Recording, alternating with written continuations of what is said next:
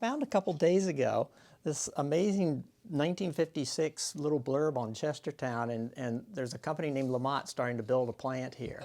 Oh. You'll love this. It says, February 10th, 1956. First bullet, Chestertown's population was increased by 110 with the annexation of College Heights. The 110 new citizens makes the town's unofficial population 3,253.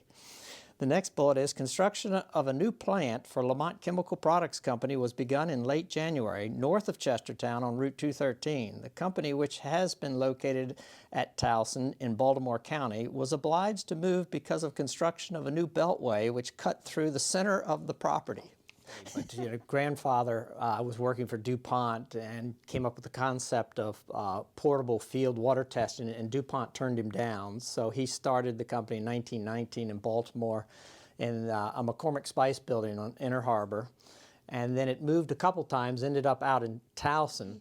As development happened, and he had a farm in Towson, and development came all around, he was unhappy with that, and so he started looking for another farm, and he found Drayton Manor over here.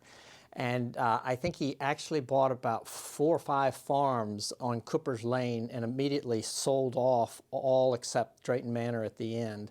And this was, I think, around 1939, 38, something like that. And he commuted to the company in Towson for 6 years or so. And before he was able to go ahead and buy the property here and build. So that's why he moved here, was he was living here and wanted to bring the business over here. And my father, who was working in Towson with the company and was production manager, came over when it moved here. And then in '63, I think, went into the ministry. And so I was here for a few years, but then he had a church in Virginia, Tidewater, Virginia, so I really grew up in Virginia. He went to seminary in Virginia. He had his main church in Portsmouth, Virginia, and so I grew up in Virginia, not here. So I only went to first grade here, then came back and was here briefly, Massey Millington, and then after college came back. My grandfather, the founder, had died in the mid-'70s, and son Charles was running the company. He was there about 40 years, and asked if I would like to come. And I thought, God, the chance to live on the Eastern Shore in Chestertown and be in a business is fabulous. And spending every summer and coming here for every Christmas. I loved waterfowl hunting. I loved the summers here, and the thought of living here full time, but having a job that looked like it could be rewarding just was too much to say no to. My roommate from Hampton-Sydney lived in Baltimore and said, got somebody I want you to meet, and that's how I ended up meeting Deirdre, and we communicated by letters for a good while, but then she was working for Vice President, then George Bush, and so we would meet in Annapolis, and we dated that way, and finally I lured her over here. I did. I thought it was a perfect place. The escape some of the growing up too fast that seemed to be happening in the urban areas. I thought it was an ideal place to raise kids. There was a real sense of community like a lot of towns didn't have. It was anchored by the college. I had a job with some real potential for me. Deirdre was happy to escape the city and come here. I think there are times she really missed it and still misses it, but no, it was an ideal place, I think, to raise children. I think there were about 35 people when I joined them in 1978, and I think sales were a little over $1 million, I think, at that point. My grandfather had died and left the company to his 4 children. Charles LaMotte was running the company. Realized there were really no dividends going to his siblings, and because he had to answer to some degree to his siblings, within a year of my being there, by '79 he'd come up with the idea of, why don't we buy the company from my siblings? And so there were 8 employees, Charles, myself, 2 cousins of mine, and 4 others who had been at LaMotte for years, bought the company. from the LaMotte family in 1979. My uncle called it a noble experiment that in his mind failed because he got frustrated trying to manage the company with 7 others. Barney Patterson, who was primary owner of Arthur H. Thomas Company, the oldest lab supply company in the country, had his boat at Tallchester and would come down here on weekends, and had decided he needed to diversify or wanted to diversify. And he said, what does that company do there? And so they looked into it, and he thought that may be a good fit. They're in the scientific field. We're selling scientific products. Let's approach them. And I think my uncle was nearing retirement age, so he entertained it. And I remember a lot of debate amongst the 8, but finally coming to the conclusion, yes, let's do this. So in 1983, we sold the company, all of it, so wholly owned subsidiary. And the Patterson family really became the owners of LaMotte Company at that point.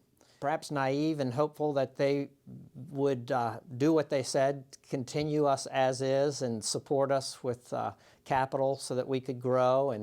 And my cousins, one by one, left. And then when my uncle retired in 1986, he had proposed me to the parent company to take his place, and they accepted that proposal. So in 1986, I became president at age 30 of the company, and I was then basically managing the company for them. And I had a string of years from 86 to about 2000 with a boss who taught me a lot, but came from an HR background and was very detail-oriented, and everything was justifying costs, not focused on growth. And then when he retired, the new boss they brought in flipped it. Everything was based on growth, and it actually became a lot more fun. There's more pressure because if you're not growing, you're gone.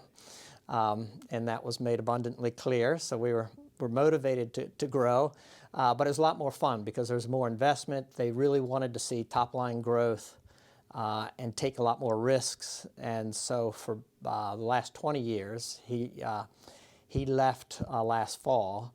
It was a very rewarding run of him supporting virtually anything we wanted to do that made sense.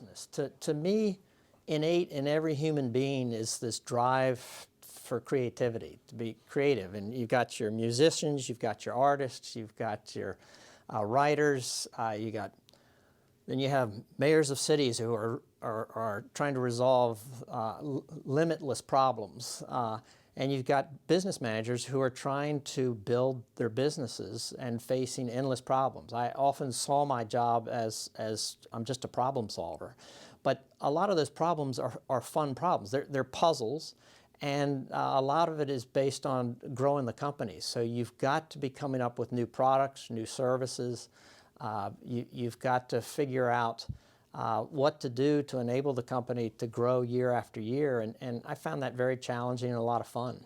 I think perhaps the most rewarding part of my role there has been working with a really wonderful group of people who really believed in what we're doing and were really engaged and wanted to see it continually improve.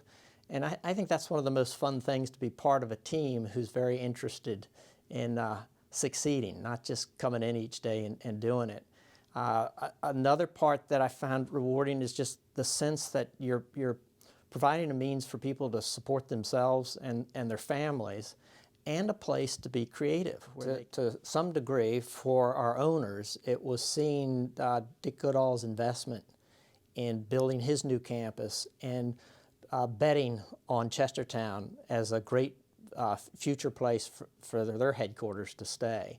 And that really helped convince our owners that Chestertown's as good as anywhere, because they were talking about Middletown or where else where there might be more resources. My wife and my financial planner is saying, no, you can't retire. You're going to need to figure something out. So I don't know that I can go into full retirement, but I am taking time to really think things through and what would that next chapter be like. right now I'm trying to repair all the things on the house that I've ignored for 40 years and lots of things that I've ignored for a long time, and I'm enjoying the time to, to look into those things.